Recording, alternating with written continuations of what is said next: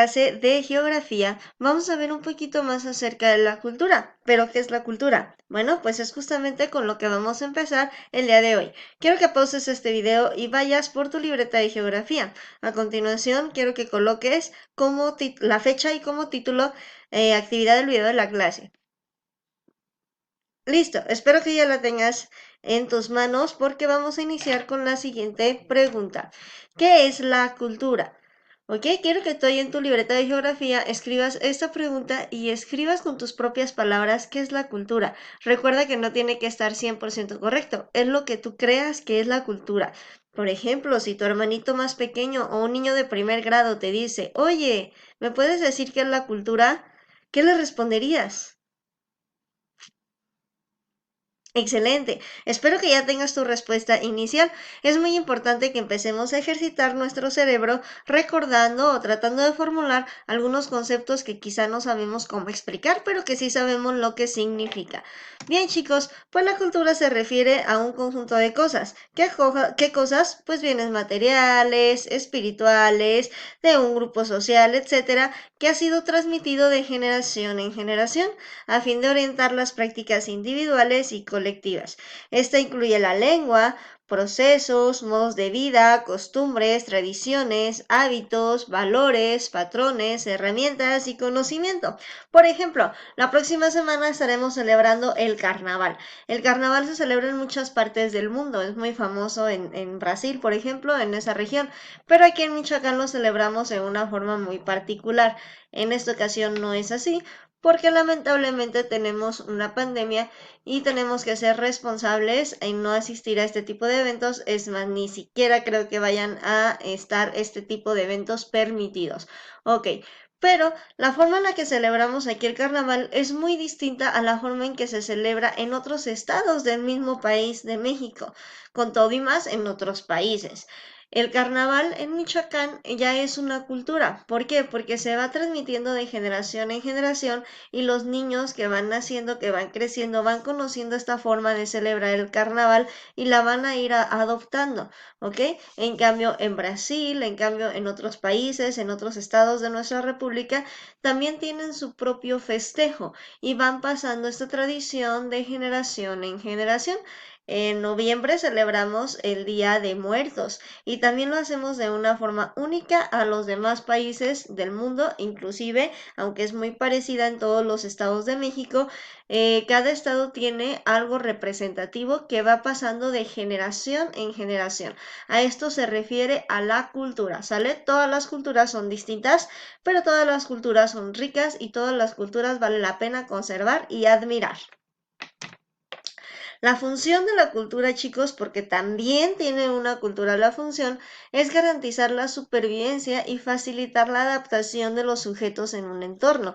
Ejemplo, si tú te vas a vivir de pronto de aquí a mañana y te dicen, ya te puedes ir a vivir a Estados Unidos, por así decirlo. Ok, ¿cuál es la función de la cultura entonces? Que tú te empieces a relacionar con las personas en ese ámbito, en ese contexto, en Estados Unidos a través de su cultura. Es decir, que de repente ya seas partícipe del 4 de julio o del 5 de mayo, que se celebra mucho allá, el Día de la Hispanidad, o bien del Halloween, que es algo muy significativo de Estados Unidos, de la Navidad, que también es muy significativo por allá. La cultura va a hacer que tú te empieces a involucrar y a mezclar con las personas, de tal forma que tú ya sin saberlo vas a estar adaptado a ese lugar y ese lugar se va a adaptar a ti, de tal forma que va a facilitar tu supervivencia y también va a facilitar tu desarrollo dentro de esa nueva comunidad, perdón. Lo mismo sucede con las personas que viajan hacia México. La cultura es la conexión, chicos, que hace que un extranjero se una con un local y compartan algo en común que entonces los ayude a convivir de una mejor manera, ¿ok? ¿Han ustedes escuchado alguna persona o alguna expresión que diga, es que te falta cultura, esa ciudad es inculta, no tiene cultura? Pues eso es totalmente erróneo, chicos, porque cada cultura tiene una visión distinta del mundo, ¿ok? No es lo mismo la visión que tenemos como mexicanos, como michoacanos, que la visión que tiene un jalisciense, un zacatecano, un estadounidense, un brasileño, un madrileño, un francés. No es lo mismo, chicos. Cada persona, cada cultura tiene una visión del mundo distinta. Hay rituales en algunas partes del mundo que a nosotros nos parecerían incluso descabellados, pero para esas personas son absolutamente normales. Y sin embargo, hay algunas cosas que nosotros hacemos que es muy normal, pero que para ellos quizá no lo sean tanto y nos vean como bichos raros. Por lo tanto, chicos, no existe ningún sector de la sociedad, no existe ninguna persona que carezca de cultura o que sea inculto, ¿ok? Eso no existe. Lo único que existe son culturas diferentes, pero la palabra inculta sí existe, pero su significado no puede ser otorgado a absolutamente nadie, porque no hay nadie en la actualidad que carezca de cultura. Todos tienen alguna especie de cultura dentro de sí, ya sea por su colonia, por su municipio, por su estado o por su país, sus creencias religiosas, su idioma, sus comidas, su forma de vestir. Todo esto son aspectos, chicos, de la cultura. Así es que esta palabrita de que hay gente que no tiene cultura, eso no existe, eso es total discriminación porque eso no es una realidad.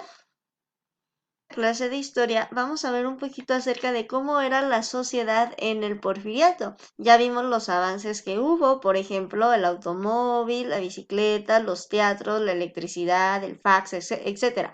Pero vamos a ver cómo era la sociedad, porque si recordamos, por ahí Francisco y Madero estaba muy molesto, ya que decía que solo una parte de la sociedad se veía beneficiada. Vamos a ver por qué.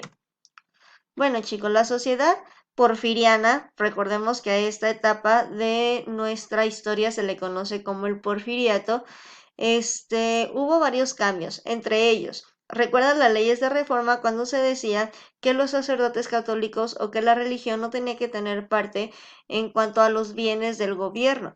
Entonces el gobierno tomó estas tierras comunales que poseía la iglesia y los empezó a vender. ¿Y quién los adquirió? Pues las personas que tenían dinero. De esta manera se hizo un desbalance de las clases sociales, ya que muchos campesinos que no contaban con algún título legal, que no contaban con alguna escritura o algún papel que avalara que eran sus tierras, pues inmediatamente eran despojados de ellas y se vendían a personas con más recursos. De esta manera se crearon los latifundios. Esta palabrita es muy importante que te la aprendas. Latifundios, ¿qué quiere decir latifundios? Pues grandes extensiones de tierra. Tierra muy, muy, muy grande, es decir, los dueños de territorios demasiado grandes, haciendas muy grandes, etcétera. Bien, chicos, entonces esto provocó que los campesinos no pudieran trabajar por su cuenta, ya que si no tenían tierras no podían sembrarlas ni tampoco cosecharlas. Por lo tanto, tuvieron que irse a vivir a las haciendas para trabajar como peones o bien a las minerías para ser mineros. Y aquí es donde empiezan un poquito los problemas, porque la jornada de los obreros y de los peones comienza a durar de 12 a 15 horas diarias. Imagínate a ti trabajando de 12 a 15 horas diarias. Es muy pesado, porque si a veces no aguantamos 20 minutos de este video de clase o no queremos estar en la escuela de 8 de la mañana a 12 y media, te imaginas estar 12 a 15 horas trabajando en el campo, de manera pesada. Y no solo eso, sino que no recibían un sueldo que alcanzara para cubrir sus necesidades básicas. Es más, ni siquiera recibían un sueldo, recibían estas moneditas que yo no sé si alcances a leer, y dice, vale por una carga de maíz. Eran vales que tenían que podían cambiar. Por ejemplo, este señor puede cambiar esta monedita por una carga de maíz. ¿Y dónde la va a cargar? ¿O dónde la va a canjear? En la tienda de Raya. La tienda de Raya era un establecimiento que se encontraba dentro de la hacienda. Estas moneditas únicamente valían en la tienda de Raya que estaba dentro de su propia hacienda. ¿Ok? Y no solo eso, chicos, sino que muchas veces generaban grandes deudas en estas tiendas de Raya, por lo tanto estaban casi casi presos en las haciendas en donde trabajaban. Y para terminar o para rematar, los hacendados los patrones llegaban a castigar de manera física a los peones o a los trabajadores en el momento en el que no les gustaba su trabajo o bien no rendían las 12 o las 15 horas o el monto que ellos tuvieran de producción. Por ejemplo, si eran leñadores, a lo mejor les exigían, mejor dicho, ciertas toneladas de madera al día, pero al momento de no juntarlas, estos eran castigados de manera física. Es por eso que se habló que durante este periodo de Porfirio Díaz regresó un poquito la esclavitud, pero disfrazada de peones, disfrazada de trabajadores, disfrazada de esto son vales, ni siquiera es dinero para que se lo puedan gastar.